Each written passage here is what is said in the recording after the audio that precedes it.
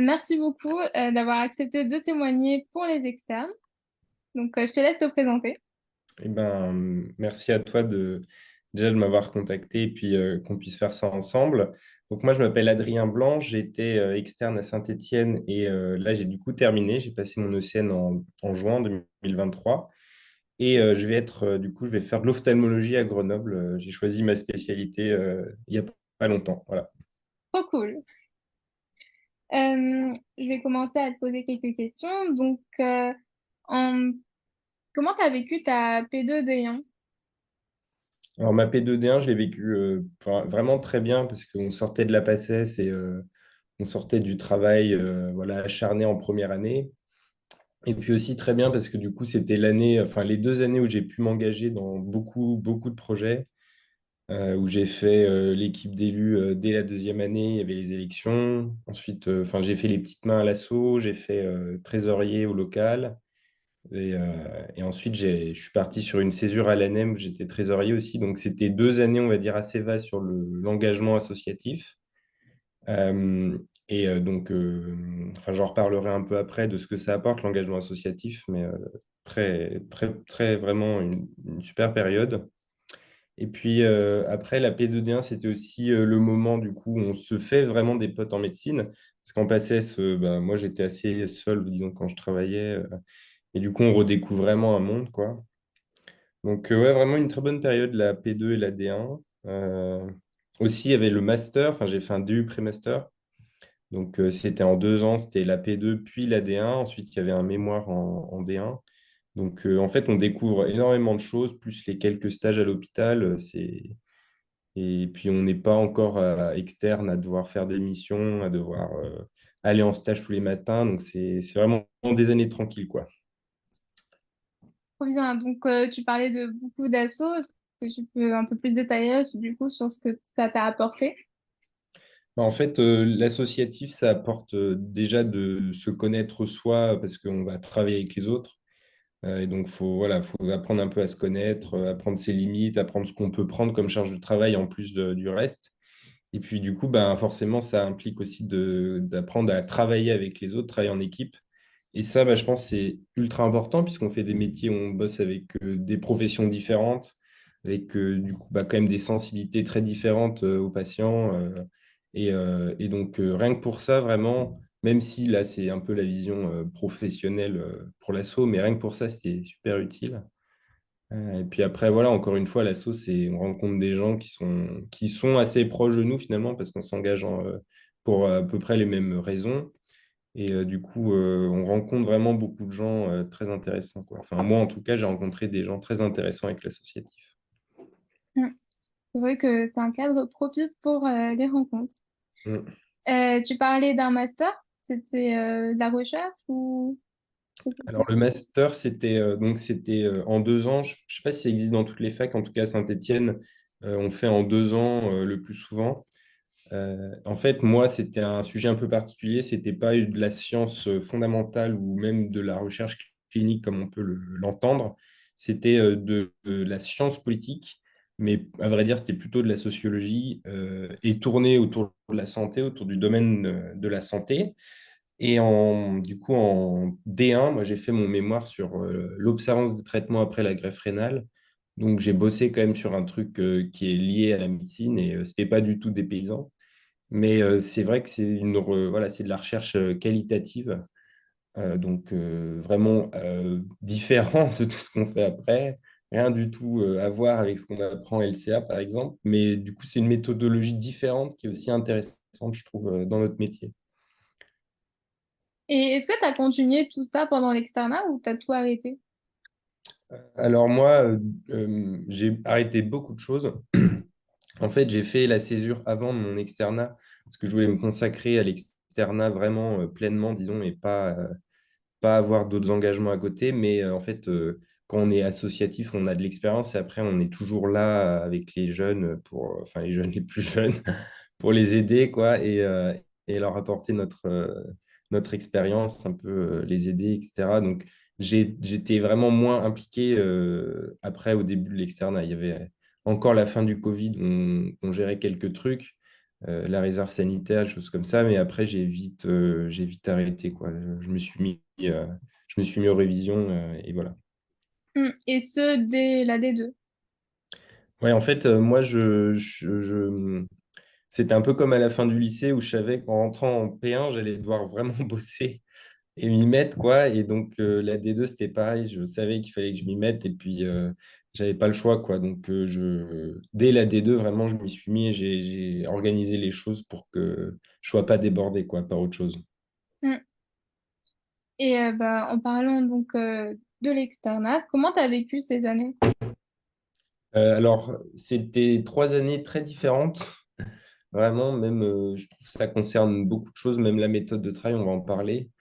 Mais la D2, c'est une année, je trouve, où on découvre le monde hospitalier, où on découvre vraiment à examiner un patient, enfin, à participer à la prise en charge, alors très indirectement, mais en fait, on voit concrètement comment les médecins évoluent dans ce monde. Et en fait, voilà, on met vraiment le pied dans ce monde-là. Et puis en parallèle de ça, ben, on travaille les cours et on commence à réviser et voilà, on appréhende, on va dire, la tonne de connaissances qu'il y a à apprendre. C'est un peu effrayant au début. Enfin, moi, j'avais vraiment l'impression d'être au pied de la montagne. Mais pour me rassurer, finalement, je me dis que là, avec l'internat, je suis aussi au pied de la montagne en ophtalmo. Mais voilà, en fait, ça se fait. Je veux dire, avec les années, ça se fait progressivement. Oui, bien sûr. Et donc, tu disais que tu as vécu ces années différemment. Est-ce que tu peux plus un peu détailler? Ouais, alors, donc la D2, voilà, je m'y suis mis quand même plutôt bien parce que j'ai toujours su que je voulais faire une spécialité chirurgicale, donc j'avais assez rapidement des attendus de classement élevés. Donc j'avais un peu de pression, donc je m'y suis mis quand même bien. Et en D3, en fait, la D3, c'était mon année un peu, mon année noire. Et elle s'est vraiment, elle enfin, je l'ai vraiment vécu en deux parties, cette D3. Une partie de début très positive où j'avais fait mon stage aux urgences, stage où on est très autonome, où on nous fait faire beaucoup de choses. On prend en charge le patient initialement, on le présente au chef. Enfin voilà, on a vraiment un rôle. Et puis, euh, et puis ensuite, une deuxième partie de la D3 où on retourne à des stages où on est un externe, comme on peut l'entendre habituellement. On ne fait pas grand-chose. C'était pas très épanouissant. Et donc, une deuxième partie de D3 très compliquée. En plus de ça, il y avait, moi, j'avais un. À ce moment-là, je voulais faire ophtalmo, parce que j'étais passé en stage en ophtalmo, en fait. Et en fait, enfin, l'attendu classement était tel que je me mettais une pression vraiment trop importante. Et en fait, clairement, je pense avoir fait un burn-out. Enfin, j'ai fait ce qui s'en rapproche le plus, en tout cas, parce que pendant 2 mois à peu près, vers la fin de ma D3, j'ai pas travaillé beaucoup. Enfin, mars, avril, juin de D3, j'ai pas fait grand-chose. Mais voilà, j'avais besoin de prendre ce temps en fait pour me remettre un peu, je pense, dans les rails. Donc ça, c'était pour la D3. Et après, pour la D4, et ben, la D4, finalement, c'est bien passé parce que comme je me suis pris une claque en D3, je me suis vraiment recentré sur moi-même et on va dire mon bien-être avant de travailler comme une brute. Et en fait, voilà, j'ai réussi à m'organiser, à prendre du temps pour moi, etc. Donc, c'était un peu plus fluvial, on va dire, comme rythme. Ouais, C'était moins de rapide, quoi. ouais, je vois. Et comment t'as fait pour remonter la pente finalement en D3? Et ben, très clairement, en fait, le problème en D3, c'était que j'étais vraiment isolé parce que je travaillais beaucoup, j'allais peu chez mes parents, enfin, je restais très souvent chez moi. Et en fait, voilà, on va dire que le thème, au-delà de se mettre une charge de travail importante, c'est vraiment le fait d'être isolé, de ne pas se ressourcer, en fait. Et donc, clairement, je me suis ressourcé en D4 en allant tous les week-ends chez mes parents. Donc, je faisais 2 heures de route aller-retour, mais ça valait le coup, quoi. Et puis voilà, de plus sortir, de moins être. Finalement, la D4, enfin, je l'ai vécu plus tranquillement que la D3, quoi. Et puis aussi, je suis allé voir une psy qui m'a beaucoup aidé. Et en plus, qui voit beaucoup d'étudiants en médecine à Saint-Étienne. Donc, elle a l'habitude de nos problématiques, quoi. Chose que je recommande d'ailleurs. Hein, c'est pas... enfin, on a des études qui sont extrêmement anxiogènes, qui mettent beaucoup de pression. Et c'est normal, en fait, de ressentir toutes ces émotions. Ces 3 années qui sont longues, c'est normal donc voilà, d'avoir des hauts et des bas. Et en fait, il faut vraiment ne pas hésiter à se faire aider, quoi, et à Ouais, demander de l'aide quand on sent que ça déborde. ouais. Et mais c'est vrai parce que c'est pas naturel finalement d'aller soi-même vers un professionnel de santé. Donc c'est, je pense, très important que tu le dises. Mhm. Et tu as dit que c'est le stage aussi qui a contribué à ça. Donc pour les personnes qui ont aussi des stages où ils se sentent pas utiles, où c'est un peu la, enfin ils se sentent un peu comme une plante quoi. Mhm. Tu conseilles quoi? Ben, en fait, moi, pour le stage, l'implication en stage, j'aurais envie de dire, ben, essayez au début, impliquez-vous, parce qu'en fait, enfin, c'est notre métier, donc il faut, de toute façon, on a des choses à apprendre où qu'on soit en stage. Essayez. Mais si vous voyez que vous butez contre un mur, que vous n'êtes pas intégré dans l'équipe, que vous n'êtes pas à l'aise, eh ben, en fait, vous avez d'autres choses à faire que de continuer d'essayer de se battre alors qu'en fait, dans 3 mois, on ne sera plus là et qu'ils nous auront oubliés. Donc, vraiment, essayer d'aller de l'avant. Si on fait de la planque, ben, on fait de la planque, c'est comme ça. Mais disons que le respect, c'est dans les deux sens, quoi. Enfin, moi, je considère vraiment ça. En effet, il faut partir du principe qu'on s'implique. Et enfin, moi, je me suis impliqué dans mes stages. Mais si de l'autre côté, on rend pas les choses, ben, je forçais pas plus, quoi. Voilà. Ok. Donc ouais. Enfin tenter et que si y a c'est pas réciproque, bah, du coup voilà. Enfin faire avec. Ouais. Mais...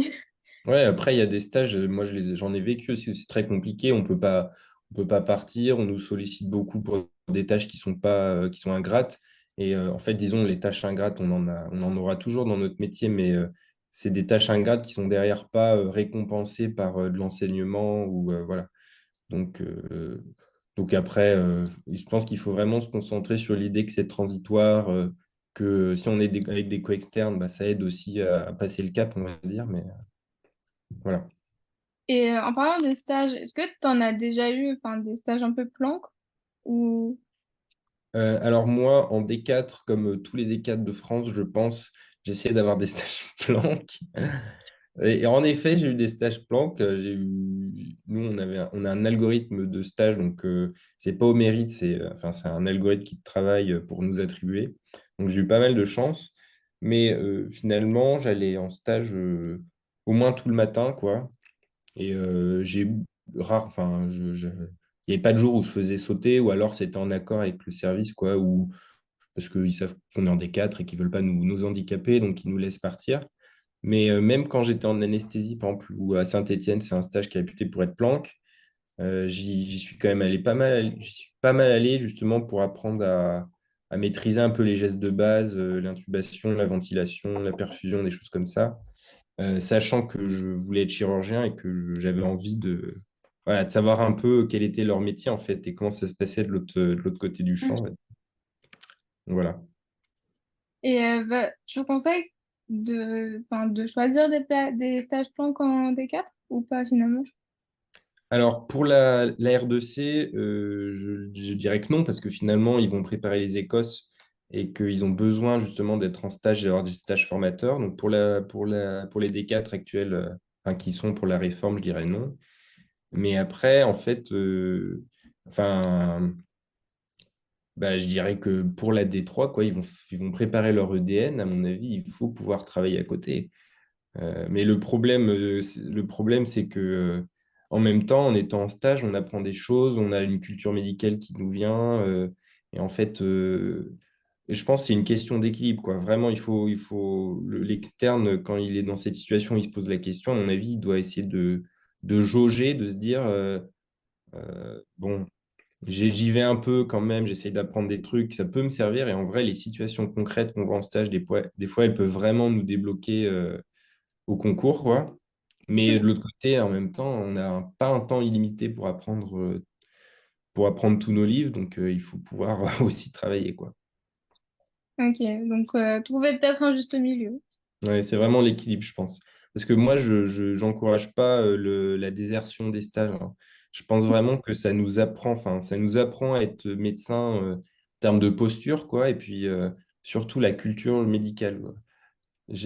Parce qu'en stage, moi, j'ai jamais eu vraiment de moment où je construisais mon savoir médical en termes de là, on met tel traitement ou en mode comme un item, quoi, où on a Ouais, l'épidémio, la sémio, les traitements, tout ça. C'est pas du tout ce genre de savoir-là, mais par contre, c'est vraiment cette question de culture médicale qui nous est transmise que quand on est en stage, quoi.